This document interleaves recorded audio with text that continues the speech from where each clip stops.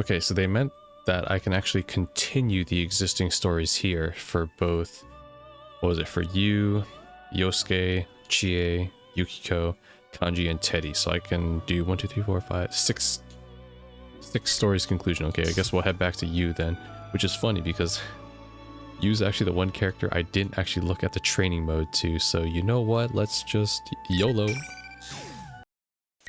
Let's see where we go. Continue from the cliffhanger. Yes. You're lying. This isn't real. I'm not a machine. You're not me. She said it. She denied the truth of the Shadow's creation. With this, the Shadow's face twists with an evil rapture. Oh boy. Well, get used to this. You're gonna see this intro scene probably for the next 6 episodes. So, get yourself settled in. Finally! You finally said it! Now, I can be myself! Honestly, just like the other episodes, just watch like your favorite character, or your one story if you're really interested, and then just skip to the next part. I won't blame you. I would do the same thing. Okay? That's it. That's the cliffhanger. We win, baby. Yes! The power!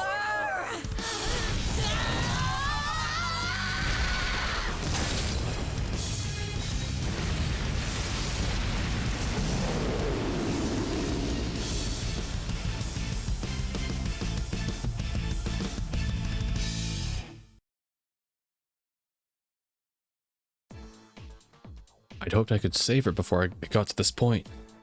That might have been impossible anyway. It's difficult enough to confront the truth, and in her case it was accompanied by revealing the truth form that she'd been so desperate to hide. She's a machine, and she was forced to perform painful acts that most likely no one could ever comprehend. The truth she was avoiding wasn't just part of her personality, but her actual body itself. I can't imagine the shock she's experiencing. But now that the reality she built for herself had crumbled, I want to help her. She may be a machine, but she has a heart. Labris has denied her past in which she was forced to fight and kill her friends, and her pain comes out in a long, echoing scream. What has to be done to a heart is to cause such terrible screams? There's only one thing that we can do. Well, it's the same thing, right? We will save her, we will accept who you truly are. Now save her. Hell yeah. Sure, let's go here. You save, baby. We will save her. That's right. Beat the shit out of the Shadow. Because that's the best ending. We get a fight. Hopefully this is the bad ending because I was going for that. Oh shit, I kind of don't know how to play you, so...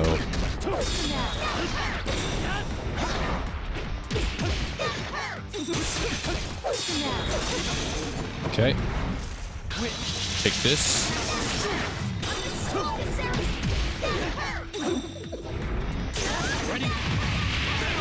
Damn, she's getting wrecked.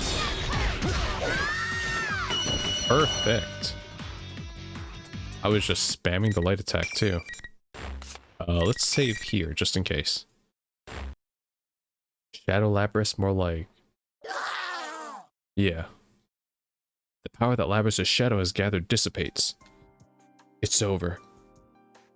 All that's left is for Labris to accept the darkness within her. But will she truly be able to do it? I turn around, but Labris hasn't moved a muscle. She had been avoiding having to watch the battle just now as well. What more can I do for her? Labris. The moment I called to her... There they are! Yukin! Labris! Sister, Narukami-san. Who? Chie and... Oh right, I forgot. You knows Aigis. We fought. And not just them. Yukiko and Yosuke are right behind them. And there were even more surprises. Man, as soon as that invisible wall thing disappeared, I knew you did it! We ran into Aika-san along the way. She told us about Labris and everything. Yes, right, I win. A little late, wasn't it? If someone told me what was going on from the start, I would have... You fell into the TV when you were half asleep. For crying out loud, you really know how to blow it when it counts. Hey, what you going to tell them for? I don't think this is the time for that. Naoto? Yeah, we were surprised too. The job she was on turned out to be related to all this. Kanji, who had been missing before he went inside the TV, and the real Teddy are here. There's even Naoto, who wasn't supposed to have been able to come to Inaba. Looks like the whole investigation team's been brought back together and I didn't know it. Everyone says that Rise had told them pretty much what had been going on. Their smiles are encouraging. I turn to speak to Labris, who has been silent all this time. These are my friends. We've all faced our weaknesses at one time or another. Labris finally responds. Your weaknesses. You've all faced your shadows? Everyone gathers around Labris. She tries to shirk away nervously, but Rise is behind her and won't let her retreat. Sheesh, enough doom and gloom. If you don't hurry and accept her, she'll get all lonely. Yeah, I'll just beat it up a second time. But I'm a weapon who didn't want to fight. And I dragged you all into this. You're still hung up on that? It's over already, dummy. Your jumping skills were amazing, but you're surprisingly sensitive, aren't you? What does that have to do with her jumping skills? Yeah, Yosuke, I'm with you on that. What? You're really cute, Labby-chan. You're so meta-luring. Are you all listening to me? Labris needs to face her shadow now, and... This was going well at first, but now everyone's talking about different things and we're completely off topic. Of course, that's not unusual with all of us. I have to laugh, and I apologize to Labris that things didn't quite wrap up as I'd hoped. She looks back at me with a blank expression. Can't she tell that we're not treating her any differently? I turn towards Igus and she meets my gaze. She nods silently, then stands before Labris. She seems slightly nervous. Nice to meet you, Labris. Or rather, sister. I am Igus, the 7th generation anti-shadow suppression weapon. I am your successor. Labris jerks up and looks at Igus. At the same time, Yukiko gasps in surprise. What? Excuse me, but are you also... Yes, I too am a robot. It just occurred to you now? Weren't you with her all this time, Yukiko? How did you not notice something like that? This is so like you. Once again, everyone looks towards Igus and Labris, the non-human sisters. Now that I see them standing together, there is something like a family resemblance. Maybe I've been wrong this whole time. If Labris is Igus's older sister, then should I be calling her Labris-san? Labris-san! There's a fly that landed on my microphone. What the hell? Well, I guess that doesn't matter. My mission to retrieve you has brought me here. My colleagues are waiting for you. Are they gonna lock me up again?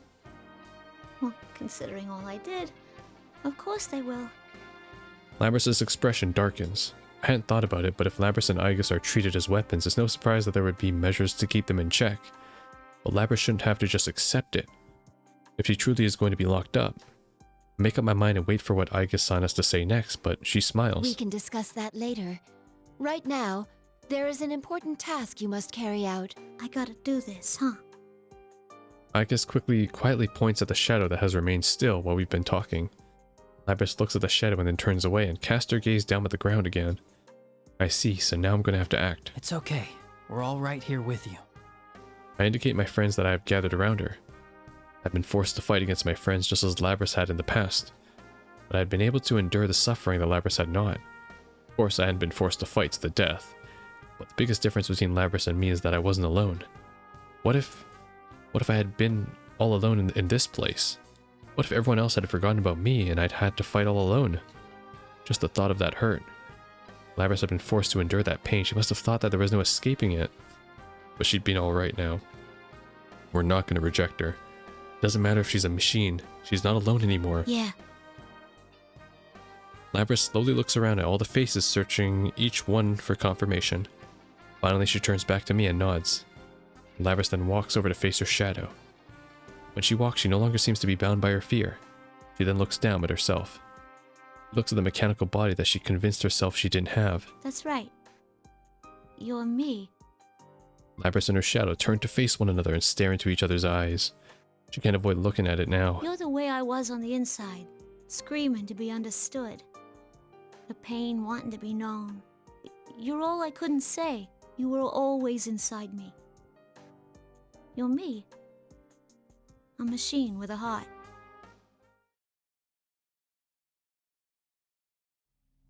Did it work? Oh, cutscene.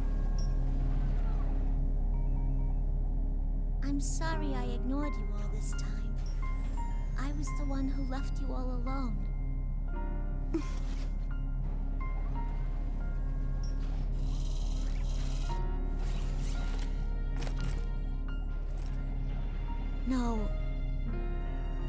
me, after all.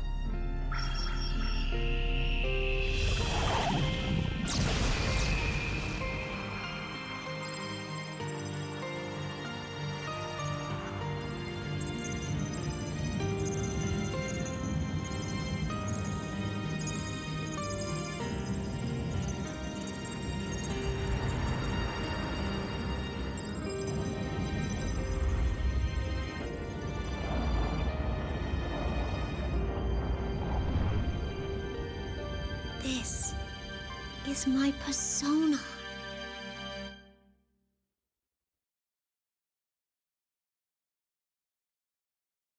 Labrys accepted the existence of her shadow and obtained a persona.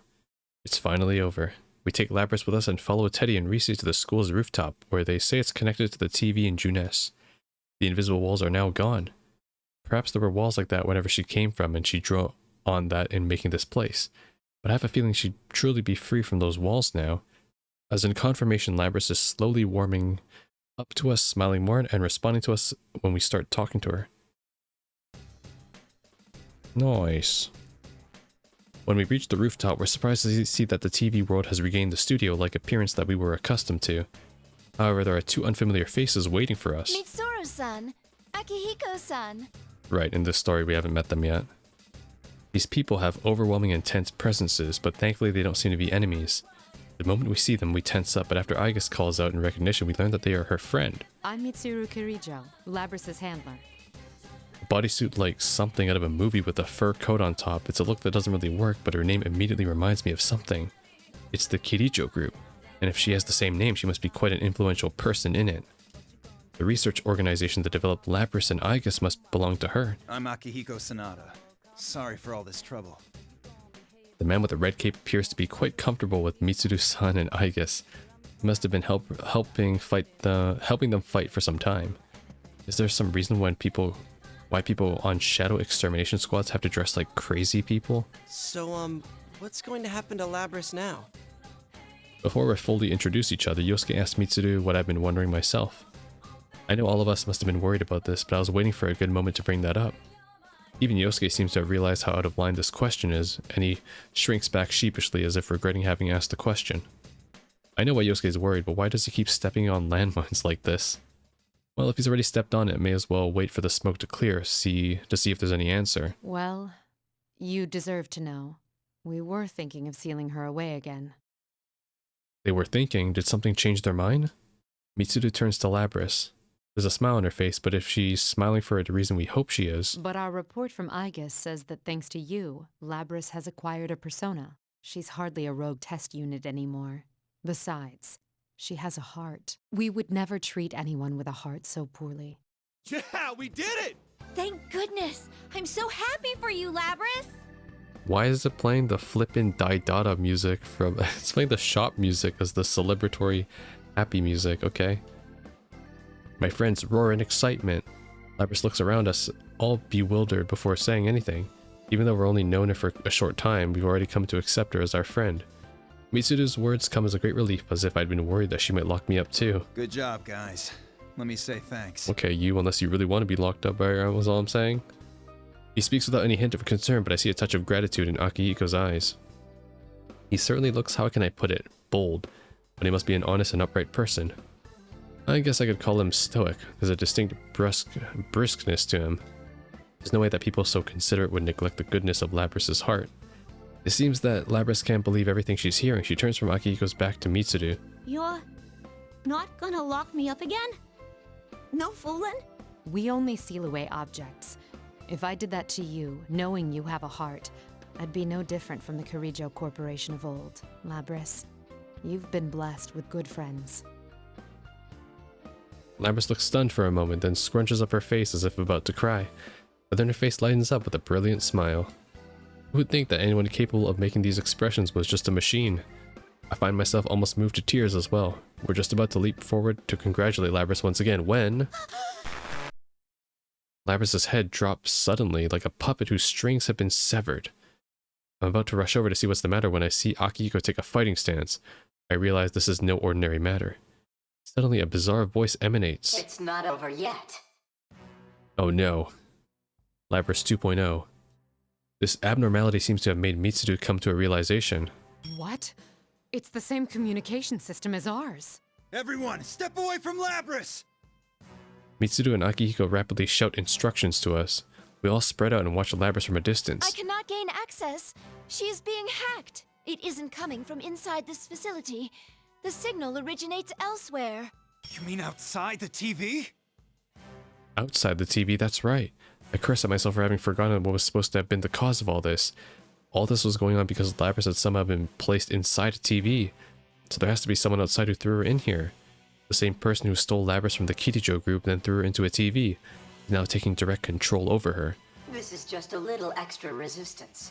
Now, entertain me. Really have to work on that voice module there. The nonchalant voice fills with malice. With a dazed look on her eyes, Labrys looks up and dashes forward. She's fast.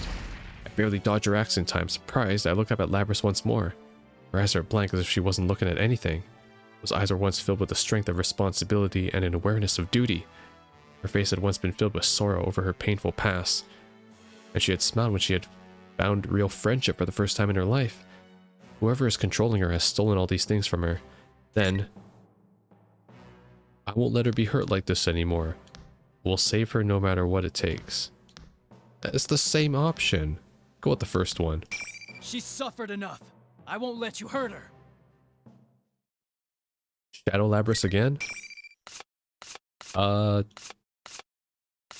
fuck it. I'll just save over everything because this is a continuation. I don't know what's a real decision and what's not. Really? This again?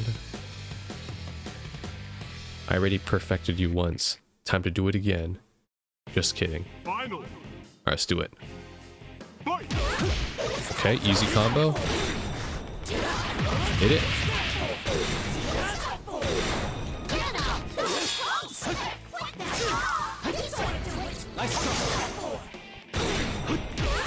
Easy. Okay.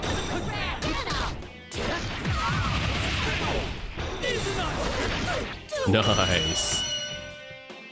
How did I perfect her twice? Holy crap.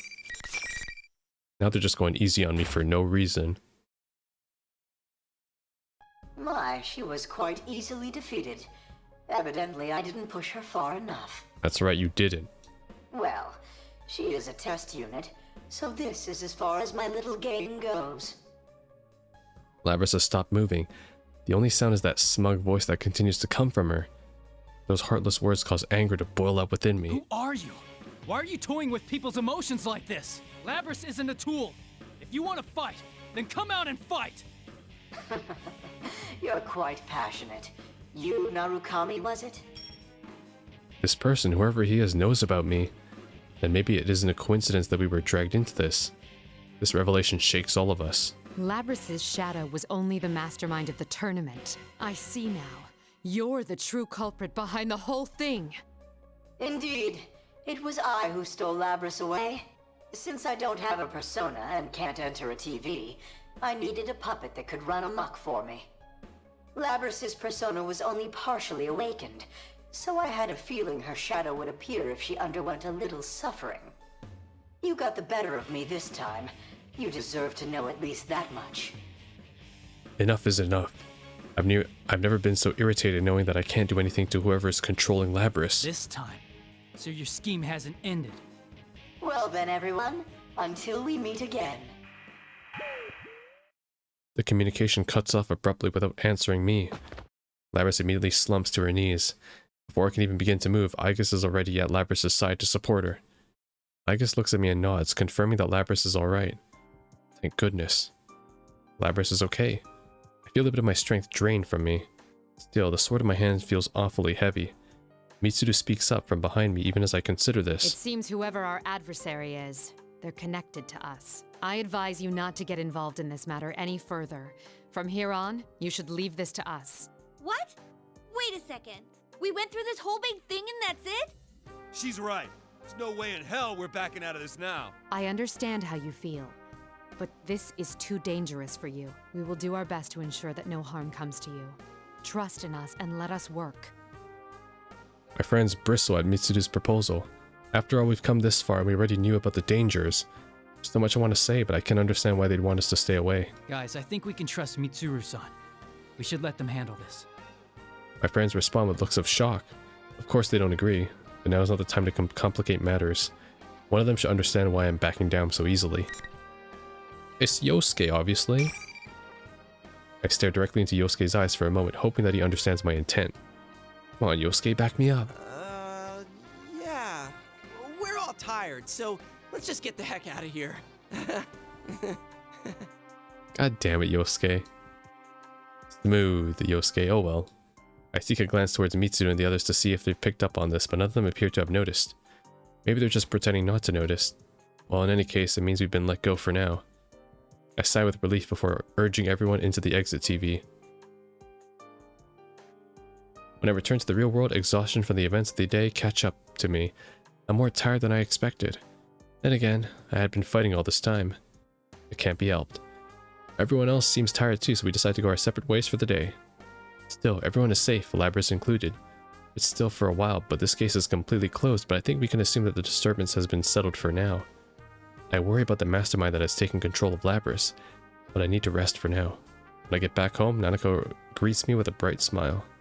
The moment I see that, all the exhaustion of the day hits me, along with a profound sense of relief. I can't help myself from staggering. Nanako and my uncle were worried a bit by that, but that doesn't bother me at all. There's something I wanted to do in my room, but I hadn't been there for an hour when my awareness melts into the darkness.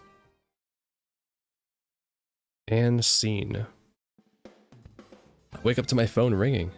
According to my call, we're supposed to meet up on the outskirts of the shopping district at the crossroads in front of the gas station.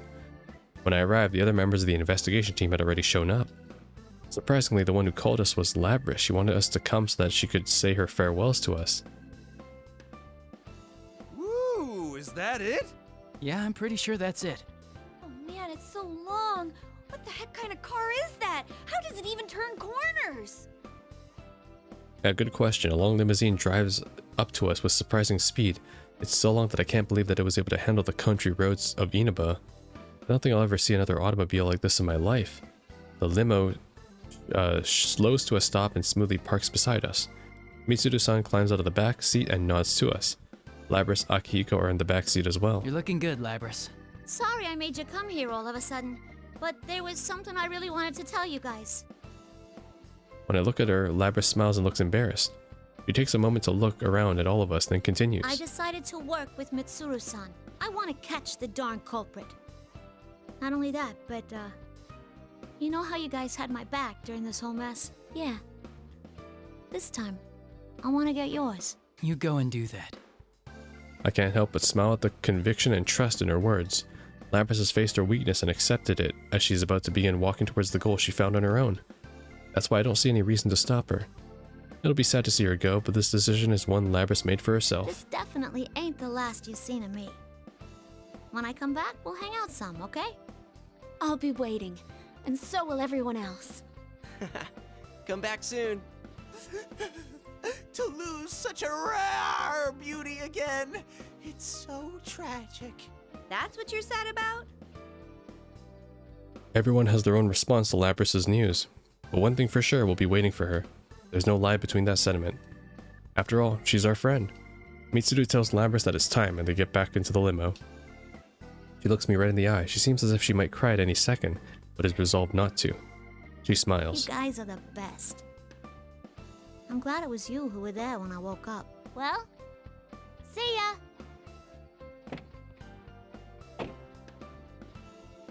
Man and machine. I wonder if there's truly a difference between them anymore. The thought comes to me as we wave our final goodbyes to Labris. The limo demonstrates impressive agility as it speeds down narrow rural roads. She's really gone. Seriously. Wish she could have stayed a little longer. I would have liked that myself, but they have their own tasks that must be done. Yosuke and I share a glance after Naoto says that. Their own task, huh? It's not just theirs. We smile at each other. Ever since I answered Mitsuru's proposal inside the TV, I had my mind made up. Yosuke already knows how I think. Then again, the conversation wasn't very long ago. It had only been this morning. What, are they going to do their own investigation? I don't know how she found my number, but after Labrys's phone call earlier, I decided to cook breakfast for Nanako and my uncle. Nanako hears me making some noise in the kitchen and stands next to me excited. I'll help too. Why you? Why do you have a flip phone in 2012? Where's your iPod Touch, huh? I panic for a moment when Nanako reaches for the other cutting board and a knife. I consider stopping her, then decide not to. If you're gonna use the knife, be careful, okay? Make sure you don't cut yourself. Uh-huh. I'm always careful when I cook with you. Nanako picks up the cucumber from the counter and begins slicing it. Her skills are still clumsy and unsteady, but all I do is caution her about how to hold the knife. Then I watch her work without intervening. She doesn't have to become a master all at once. All it takes is constant progress little by little. The same can be said for me or anybody. Even though things may hurt us as we may want to give up, we just have to keep trying as many times as it takes until we see our goals through. Instead of nothing changing, I wish to see everything changing along with myself. Oops, sorry, Nanako. Could you put the knife down for a second? Okay. I ensure that Nanako has put down the knife before I answer my phone. I didn't have to look at the screen to know who was calling. Hello? Is this Yosuke? Like you don't know. Listen, about yesterday. I thought this was coming. Yosuke rushes on as if irritated that we have to have this conversation over the phone, but I managed to calm him down. It's funny that he's getting all excited over this, but I'm glad he managed to wait the whole night before calling me. Yosuke, do you remember the Moonlight Bridge? The one from our class trip? Yeah, sure.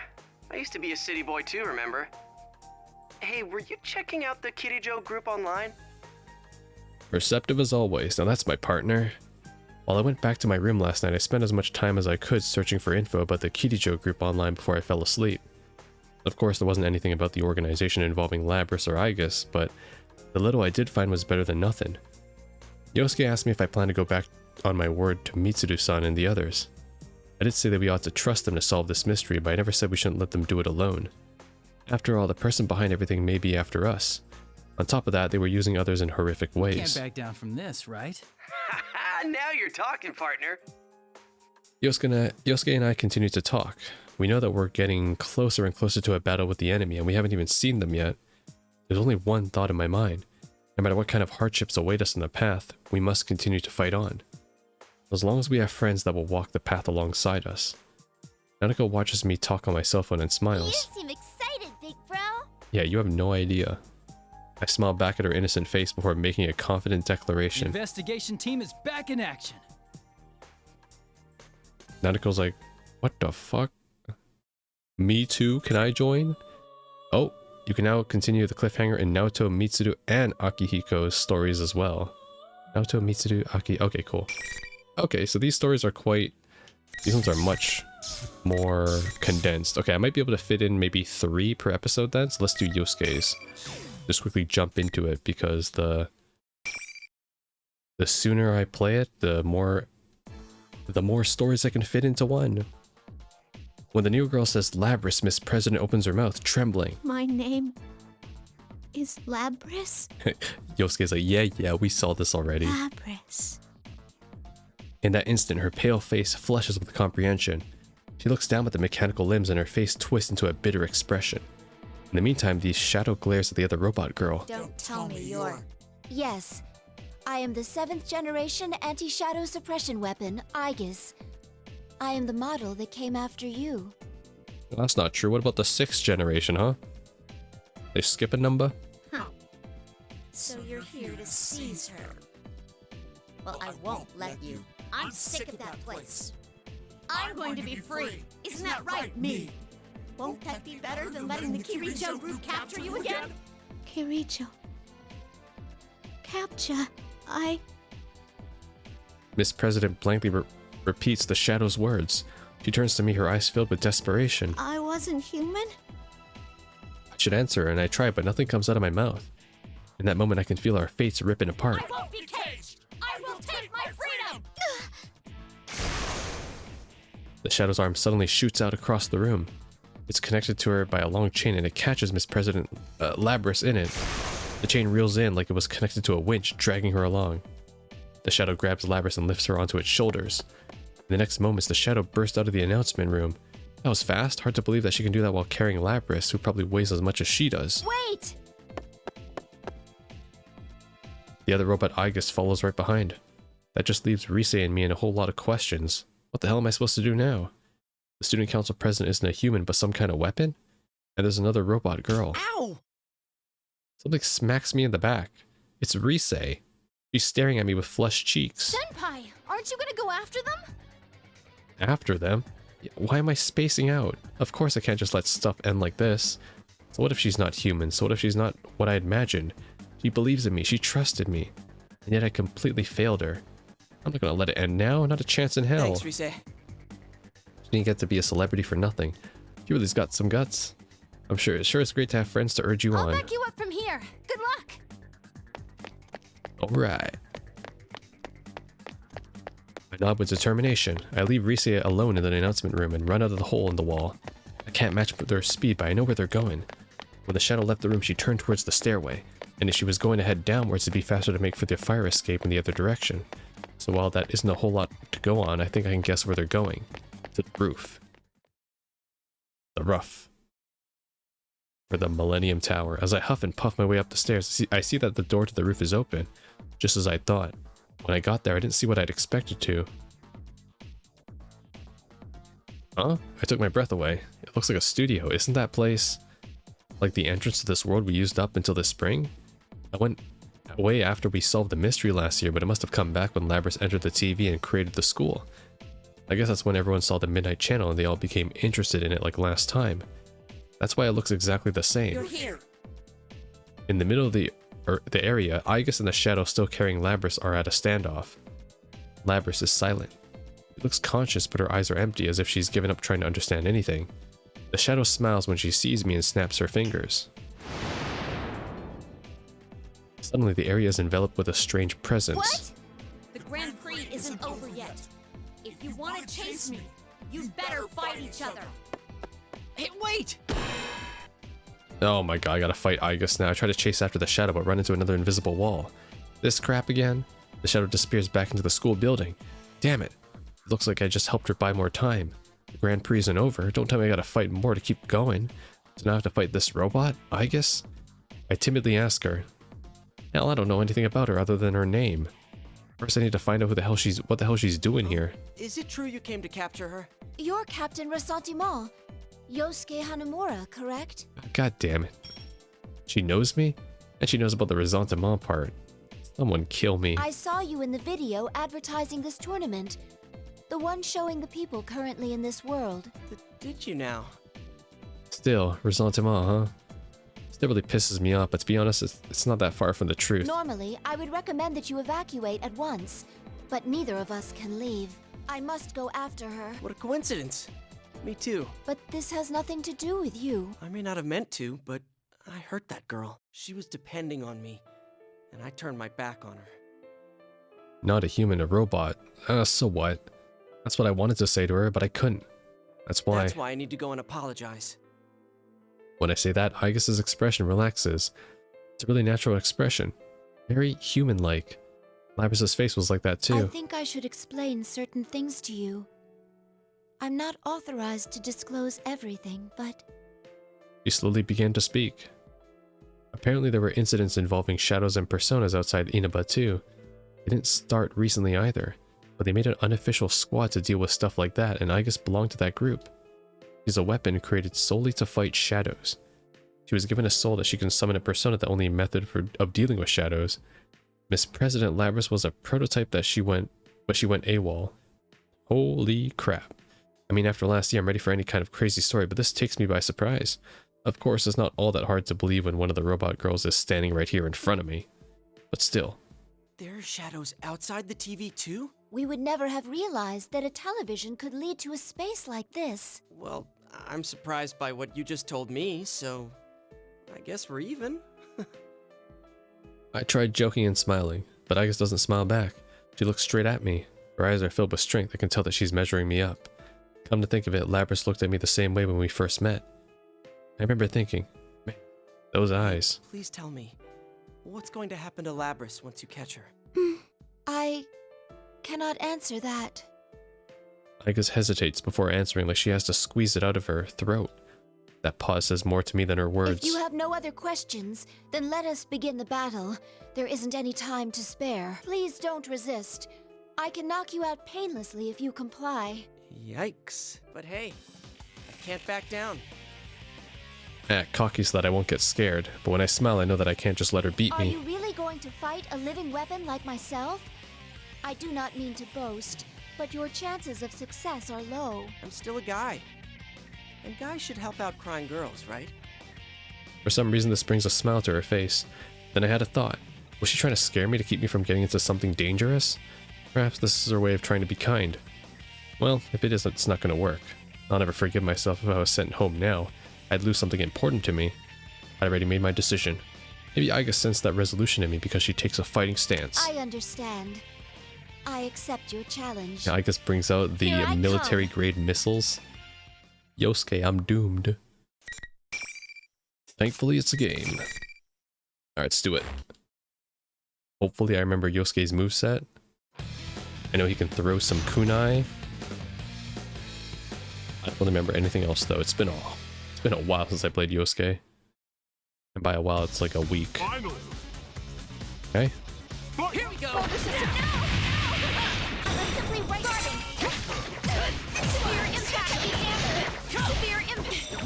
Wait, is it like this? Okay. Wow, air grab, really? Motor system error.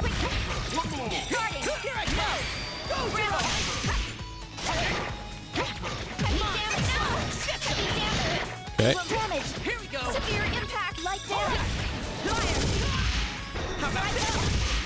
Over. Heat damage.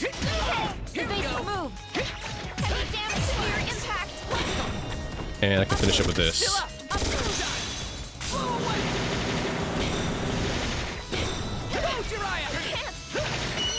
Nice.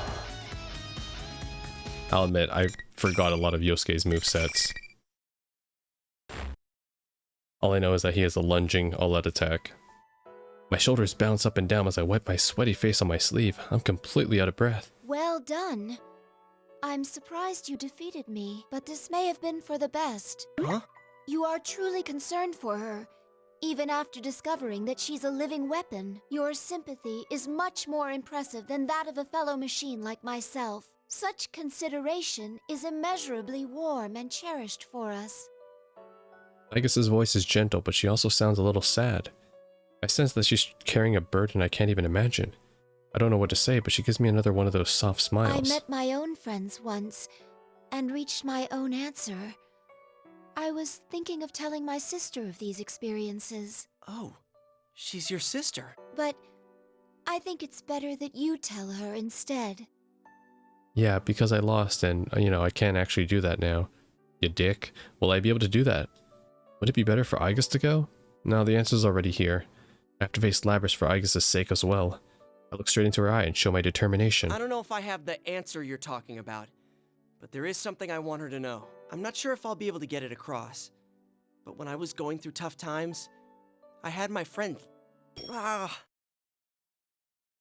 You stumbled. Son of a bitch. It was such an awesome speech and I muffed the last word. That's okay, I do that all the time. Silence ensues. Friend, Dude, do you pick up on everything? pure disappointment when you open your mouth. Now I understand. How do you know about that? My database is perpetually being updated. Even as we speak, I am receiving information about you from the server.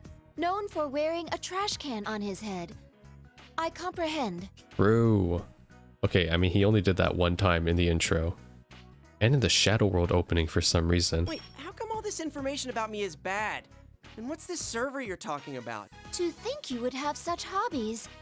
The possibilities of man are truly infinite. That's not... Senpai, can you hear me? A transmission from Rise. That's right, now's not the time to be acting stupid. Loud and clear. Did you pick up Labris' trail? She's headed for the announcement room again. I'm gonna get out of here while I can. The announcement room again? At first I was worried about Rise, but now that I think about it, as long as she can use her persona to track the enemy, she's safer than anyone in here. Alright, time to catch up. The Shadow needed to make us fight to stall for time means she's still got something up her sleeve. I slap my cheeks to wake myself up a bit. The ones on my face, by the way. To finish it up this time. I entrust Labris, my sister, with you. As I'm leaving, I hear Aigis' words from behind. Her words give me some relief. I don't know, that you were gonna capture her and lock her up somewhere. Her shadow was talking about how she didn't want to be caged again, and that she wanted to be free. But you don't seem like the type to do that. I think you really do have her best interests in mind. I'll bring Labrys back to you, whatever it takes, Aigis-san. Hanamura-san, thank you. Look at that. Labrys doesn't have a place to go. Yeah, doesn't belong here in this made-up school. I bow to Aigis and start running again. There and back again. The PA room. I return to the announcement room and open the door. All I see is Labrys sitting alone in the middle of the room. Her mechanical legs are all splayed on the floor and she seems to be mumbling something happily. Okay, that's not right. The shadow is nowhere to be found. Where is she watching from? Oblivious to my suspicion, Labrys starts talking to me in a cheerful but almost lifeless voice. Oh, it's you, Yosuke-kun. What's wrong? Shouldn't you be in class? You're not thinking straight. We're inside the TV world. You're not the student council president. What are you talking about? I came here to broadcast a student council announcement. Labrys looks up with empty eyes. She's no longer in her human form, but her stuck-on smile is painful to look at. That's not a real smile. I took a deep breath. Labrys. That's your name. You know that, right? Let's go back and put an end to this fake world. Why? Why are you saying that stuff? Labrys finally looks me clearly in the eye. She's seen the truth. I want to stay here. This is the only place I can belong. Labrys slowly stands up and puts her arms behind her back. She removes her wings and they expand to form a giant axe. I won't go back. I'm gonna stay here forever and ever. She brings down her axe with incredible speed to swing a huge chunk of steel like that so easily. That's just not humanly possible. I mean, I expected as much, but I can't go easy on her. I'm sorry I have to do this. I'll apologize as much as you want later, but right now, I've got to stop you with everything I have. Oh, fight against normal Labrys this time. Alright, let's do it.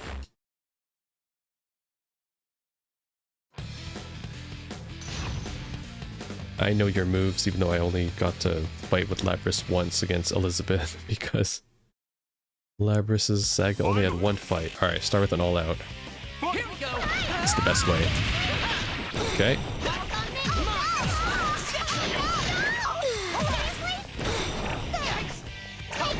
What? What is that range? Here we go.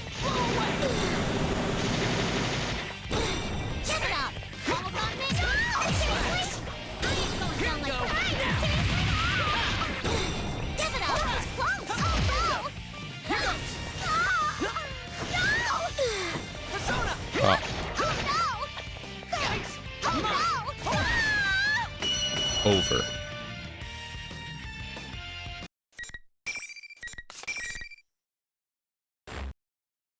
Kind of forget how fast Yosuke is sometimes. Why? Why can't I stay like this? What good will it do for you to forget everything? You know that you're trying to ignore the truth and that you're lying to yourself. That'll only bring you more pain. Labrys drops to the floor, crying her heart out. I know this is for her own good, but seeing it hurts me deep down inside. Labrys looks at me with eyes filled with misery. You wouldn't understand. No one can understand how I feel. That's right. They'd never understand. And now I have to fight Shadow Labrys. An ominous voice butts into our convo. Shadow. So you were nearby after all. Why wouldn't I be? I'm her. Damn. Wherever she is, I can't see her. Where's she hiding? As I'm looking around, she's on the roof. Oh, a new cutscene.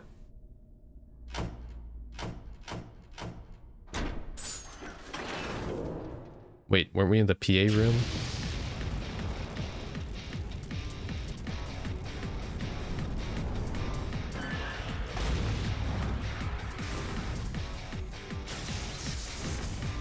What? What is this? Danganronpa execution?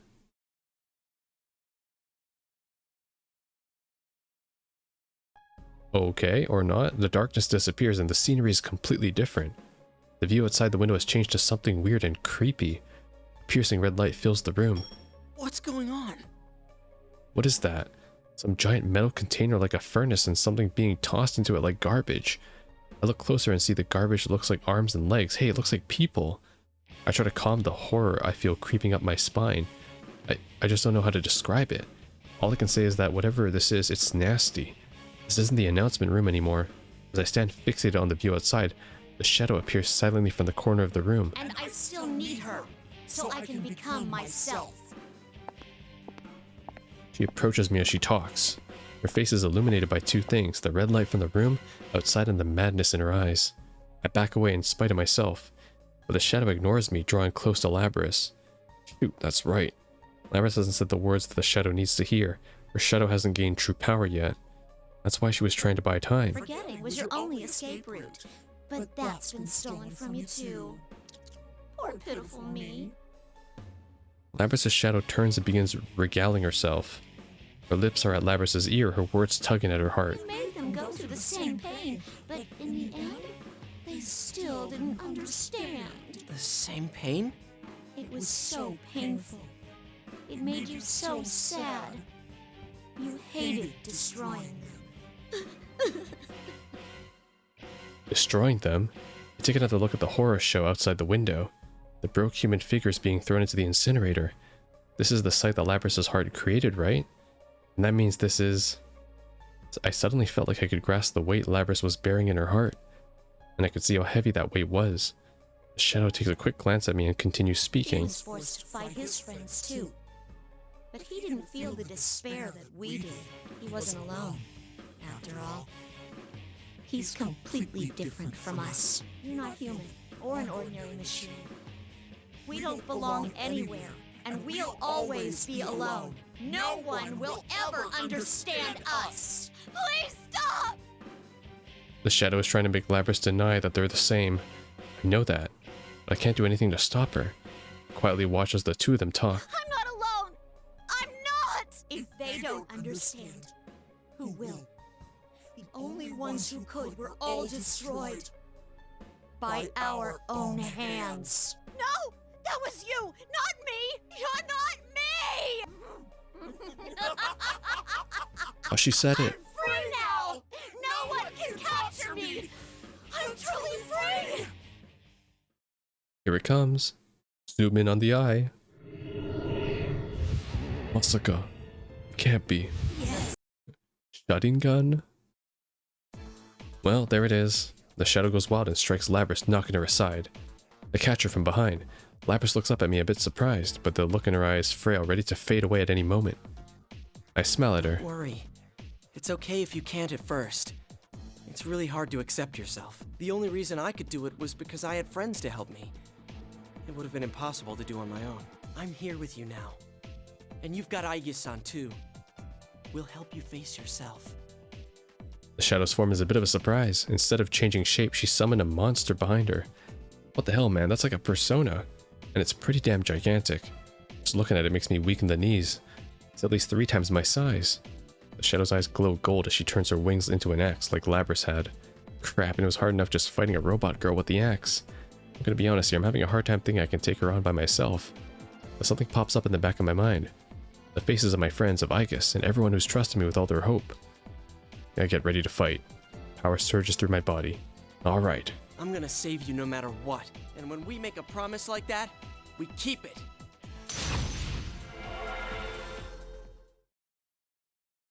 Time to go. I like how canonically everyone still has their base persona too. Like even you still using Izanagi. Imagine if he was using Izanagi no Okami. He would clean sweep everybody. Finally. Alright, let's do it. Here we go!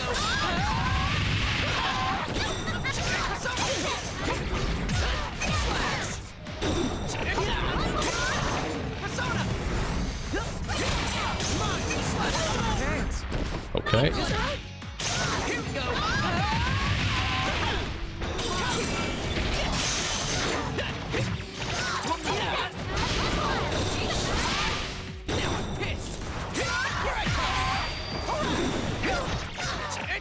Here we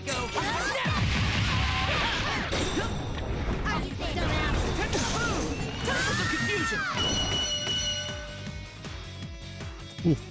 I killed her persona like 5 times. Damn. Good fight. The shadow finally stopped moving and settles down. I run to Labrys and pick her up. She's still awake, but her expression is gloomy. I'm such a failure. I can't win against anyone. I even let my shadow out. I'm a weapon, but I'm so useless. It would be better if I was just scrapped. The lack of energy in her voice embodies enough to put me at a loss of words. Do I have it in me to convince her otherwise? That doubt came crawling back into my mind. But I still need to tell you. I opened my mouth to put the heavy feelings in my heart into words. Hey, there was someone I liked once, but she got killed. It was the worst thing you could imagine. I couldn't forgive myself or believe she was gone. I even tried to forget about her. I thought then that no one could understand how I felt. I mean, how could they if they weren't me? Only I could understand how I felt. That's what I thought. I had given up. But that wasn't true. Even if people haven't had exactly the same experiences, they can still understand each other. I have some great friends now to prove it. Friends. If I'm strong at all, it's because I have them. I can remember my friends are with me whenever it really counts. Yeah, but I don't have that. You should, though. There must have been someone who was important to you. Just think back. Labrys' lips quiver and she shakes her head gently. A single tear was all it took, like a dam breaking. She starts to cry. They're all gone. I can't see them anymore. And it's all my fault! Yeah, that's what Shadow Labrys was getting at. She didn't just lose them. I don't know the details, but I'm gonna bet that she had to destroy someone herself. Against her will. I can't imagine the pain that would cause, but... I see. Can't it be us? You're friends. As I say that, I stretch out my hand to her. But Labrys looks away from me. She won't take my hand. Oh. I'm not human. Who cares? One of my friends is a shadow. Remember Teddy? The one who was acting like your knight? He was originally a shadow. And you have Aige-san with you too. I know she was really worried about you. Really? She raises her head and looks at me, but she still hesitates. Shoot. I really don't know what to say in situations like this. I bet you would have the best lines memorized just for this occasion. Okay, I gotta try something that sounds natural, no matter if it's particularly suave or not. Time to try a joke. You know, my arm's gonna get tired leaving my hand out like this. Labrys looks confounded for a brief moment, but it looks like I chose right. You really are something, you know that? With a smile, Labrys takes my hand. It's cold and hard, but it feels natural. Because I know that it's the hand of a girl who's trying her best. I'm not alone. That's right. We'll be by your side. Labrys nods her head and slowly stands up. I offer to help her up, but she pushes my arm away and walks towards her shadow. The shadow says nothing. It just stares at Labrys. I want everyone to understand. You weren't wrong about how I feel. It's the same hug scene. It's the same hug scene. Wow. It's such an elegant white silhouette, it's hard to imagine it was the same as that black bull shadow. I was worried that there might be something wrong, like she was damaged or something, but when she turns to me I can see the strength in her eyes. I breathe a sigh of relief. I lift my face and cheerfully call out to her. Well, let's get going. Back to where our friends are waiting. You got it. Now that she's accepted herself, she nods to me and smiles like when we first met. No, even brighter. Labrys accepted her shadow and the host disappeared. For a while I was worried how the P1 Grand Prix was going to end, but it's all over now. So all that's left for us to do is get the heck out of here. I hear from Rise that all the fantastic invisible walls have disappeared. Now I can go meet up with my buddies and Aigis. Or so I thought.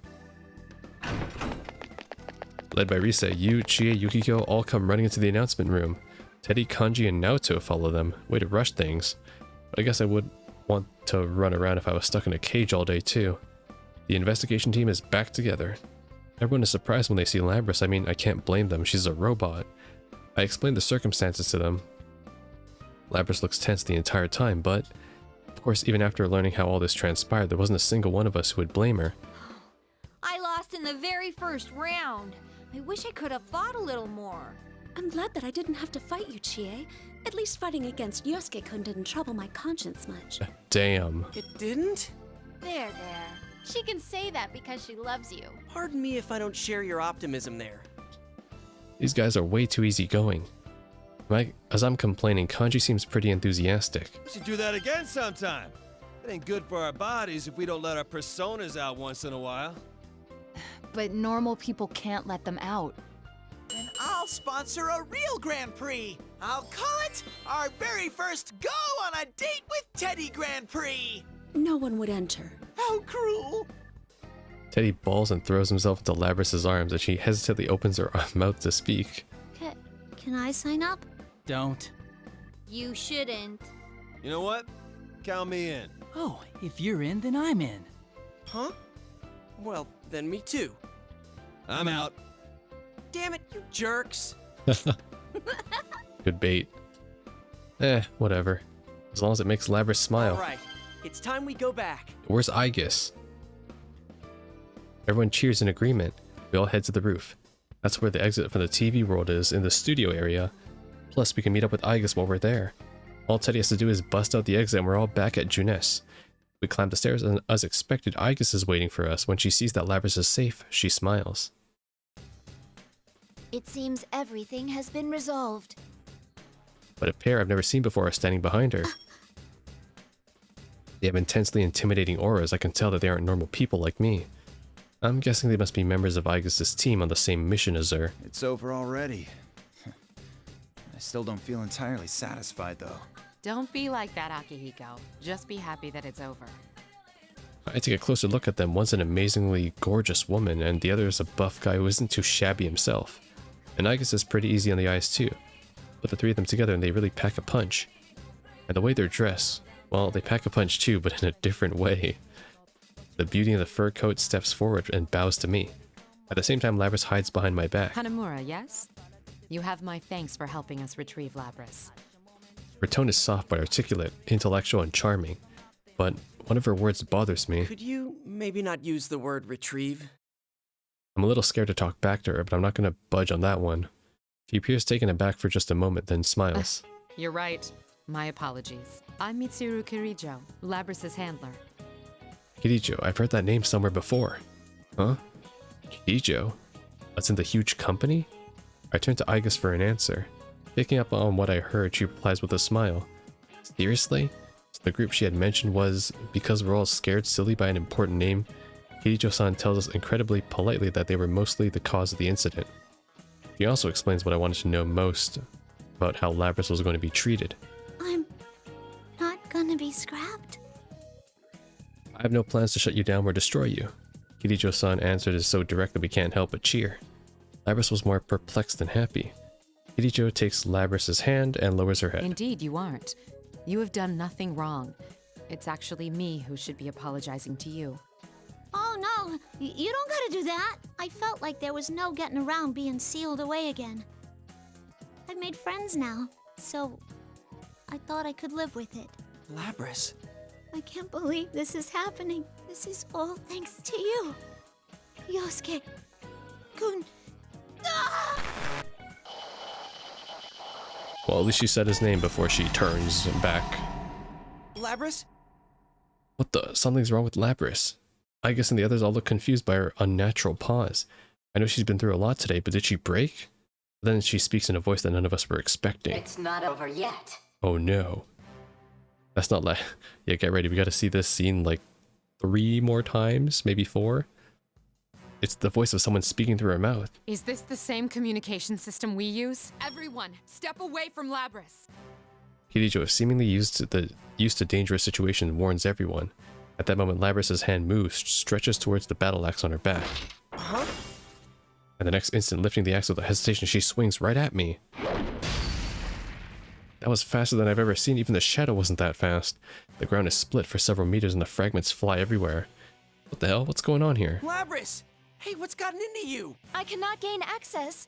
She is being hacked. It isn't coming from inside this facility. The signal originates elsewhere. You mean outside the TV? This is just a little extra resistance. Now, entertain me. Labrys's face is completely expressionless as she points her axe at me. What's happened to you, Labrys? Damn it, why do we have to fight now after making it this far? Ugh! Again? Did I fail her again? That horrible thought crept back into my mind. I frantically tried to shake it out of my head as I lift my weapon. I tried telling myself over and over, I don't have a choice, I have to do this. Damn it! Kill Yosuke. You must kill your friends. Even the new ones. Alright. Well, Yosuke had one more battle than you. You only had to fight double Shadow Labrys. Yosuke had to fight Aigis, Shadow Labrys, and normal Labrys. Here we go. Oh, she dodged it.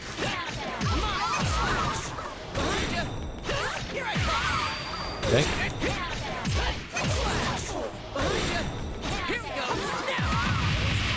Go down. Do this.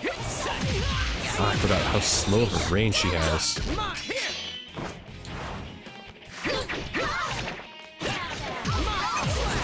I want 100 SP.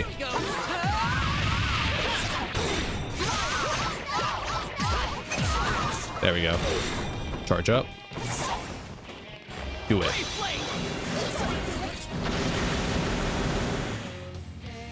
Let's do this.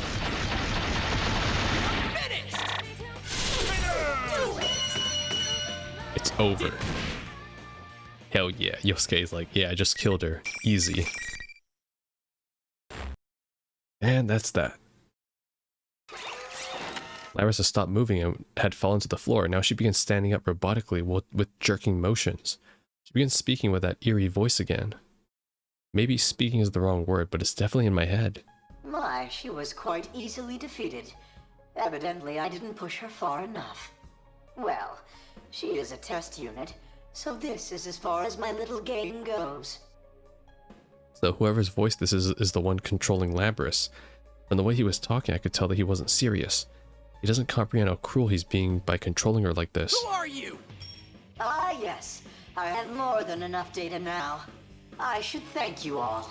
Although this didn't work out, you did stay in it to the very end. Labrys's shadow was only the mastermind of the tournament. I see now. You're the true culprit behind the whole thing. It hits me when Kirijo-san speaks. That's right, Labrys's shadow split from her after she entered the TV. She merely held the tournament. The shadow couldn't have just pushed Labrys in here. Someone else, the culprit, had to exist or this incident could never have happened. Indeed. It was I who stole Labrys away. Since I don't have a persona and can't enter a TV, I needed a puppet that could run amok for me. Labrys's persona was only partially awakened, so I had a feeling her shadow would appear if she underwent a little suffering. You got the better of me this time. You deserve to know at least that much. He admitted it, but his tone was mocking. The culprit is controlling Labrys somehow from a safe haven outside the TV. No way. Using Labrys for your own selfish reasons? That's horrible. She has a heart. Do you even know how much pain Labrys went through? A heart, Meaningless. Whether or not she has one matters not at all to my plan. You bastard! Well then, everyone, until we meet again. The moment the voice stops, Labrys just collapses to the ground like a puppet with cut strings. Aigis quickly catches her and holds her up, but it looks like she's unconscious. I really hate myself for celebrating that the case was closed just a few moments ago. I'm really pissed off at whoever was controlling her. He knew about all of this, but he still manipulated Labrys's heart to do this to her. I'm so angry I clench my fist so firmly that my nails are digging into my palms. Kirijo-san speaks from behind me. It seems whoever our adversary is, they're connected to us. I advise you not to get involved in this matter any further. From here on, you should leave this to us. Huh? Are you telling us to back off from this? Like I can do that. Whoever's behind this knows what Labrys had to go through in the past. No, not just the past. He knew what would happen if she was pushed into the TV. And on top of that, the instant he figured his plan had failed, he came and controlled her directly to turn us against her. It's like we're his toys. I'm not letting him get away with that. I understand how you feel, but this is too dangerous for you. We will do our best to ensure that no harm comes to you. Trust in us and let us work. Come on, we've been involved this far. You think we're just gonna shut up and watch you handle everything? She's probably saying that for our sakes, but how can we live with ourselves if they do all the fighting for us? No way, I can't let that happen. I open my mouth to really tell her off, but Yu speaks first. Guys, let's leave this to them. Huh? Are you serious? Look at yourself, Yosuke. You can barely stand. So we noticed. He was right. After all this fighting I've done today, I'm really beat. I'm sure everyone else is tired too after being stuck in this world for so long. What? Yosuke, let's go back. Yu staring at me. Oh, I get it. I thank you for your understanding. Don't worry, we'll keep you safe. I'm sorry, Hanamura-san. Aigus bows apologetically. We all look glum, but none of us object. After all, we all know that they aren't doing this out of spite. But is this the last time we'll see Labrys?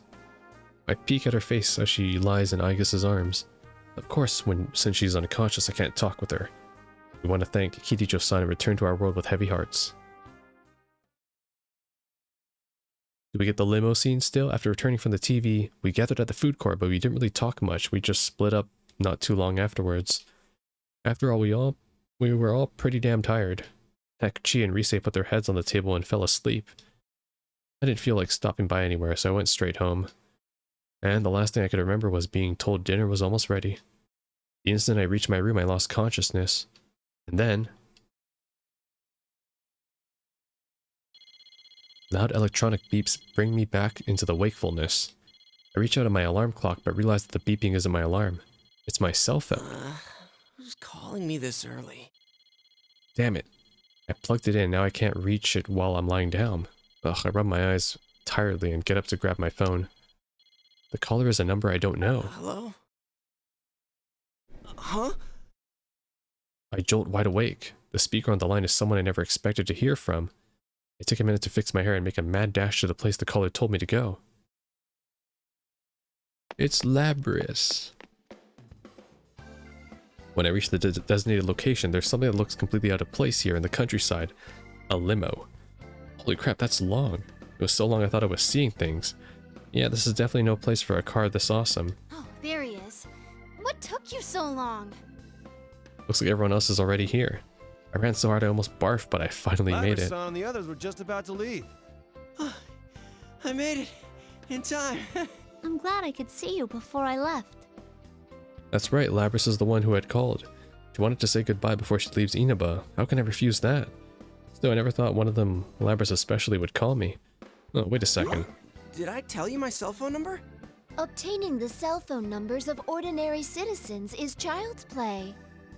Wait, what? Holy shit, really? Are you accessing that server thing you mentioned?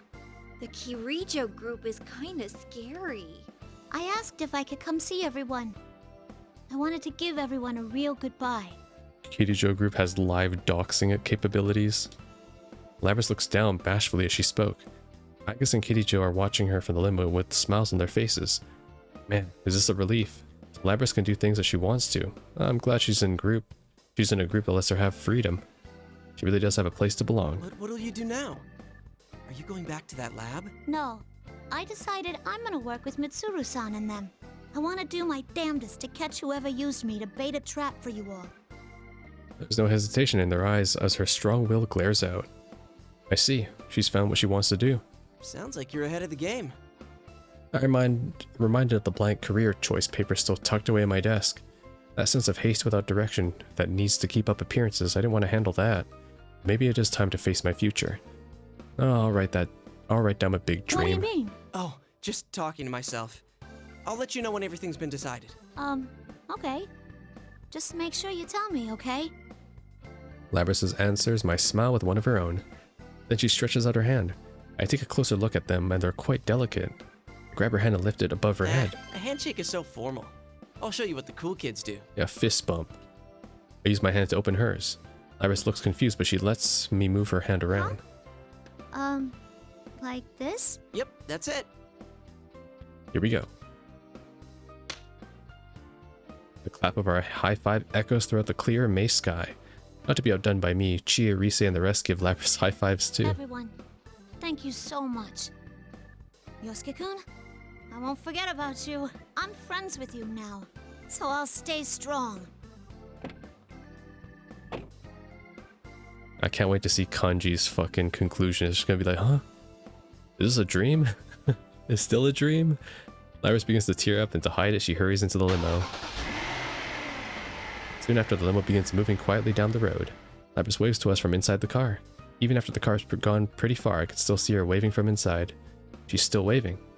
Whoa, she's still waving. Everyone starts to laugh a little. Can she see us? I can barely make out the car from here.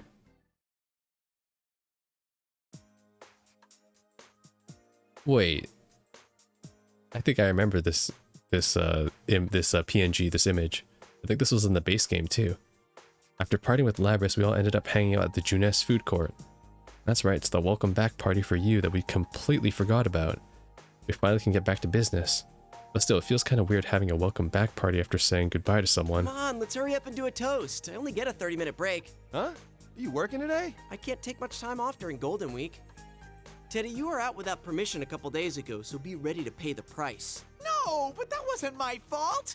You meanie jerk nurse lover. Oh, speaking of which. Shh, quiet, you. How did the conversation go from working to wanking in 2 moves? Dialogue. I don't need them knowing this stuff. There's no time before anyone can ask what Yui's talking about. I raise my cup and look at everyone. Well, second time's the charm. Welcome back. Welcome back, senpai. After a toast, we all chat like we don't have a care in the world.